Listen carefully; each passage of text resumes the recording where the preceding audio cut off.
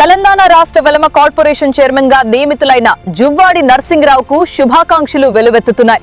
ఆయన నియామకం పట్ల కాంగ్రెస్ శ్రేణుల్లో హర్షాతిరేకాలు వ్యక్తమవుతున్నాయి.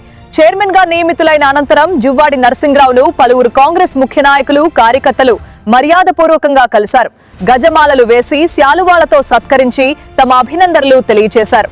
ఈ సందర్భంగా నేతలు మాట్లాడుతూ జువ్వాడి నర్సింగరావుకు ఈ పదవి దక్కడం ఆయన నిజాయితీకి, పార్టీ పట్ల ఉన్న నిబద్ధతకు దక్కిన గౌరవమని పేర్కొన్నారు. పార్టీ కోసం కష్టపడి పనిచేసే నాయకులకు తగిన గుర్తింపు, పదవులు లభిస్తాయని ఈ నియామకం ద్వారా మరోసారి రుజువైందని వారు అభిప్రాయపడ్డారు. కష్టపడ్డ కార్యకర్తలను, నాయకులను అక్కుడ చేర్చుకోవడం కాంగ్రెస్ పార్టీలోనే సాధ్యమని కొనియాడారు.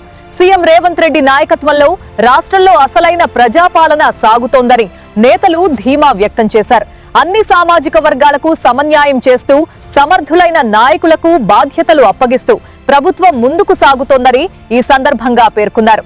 ఈ కార్యక్రమంలో న్యాయవాది, కాంగ్రెస్ నాయకులు అల్లె పురుషోత్తం, కల్లేడ నరేష్ కుమార్, మచ్చా శేఖర్, మహేష్, గంగాధర్ తదితరులు పాల్గొన్నారు.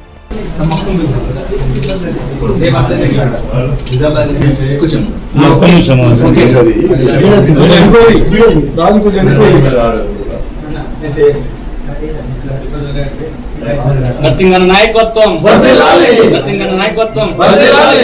జై జువ్వాడి, జై జువ్వాడి, జై జువ్వాడి, జై జై జువ్వాడి.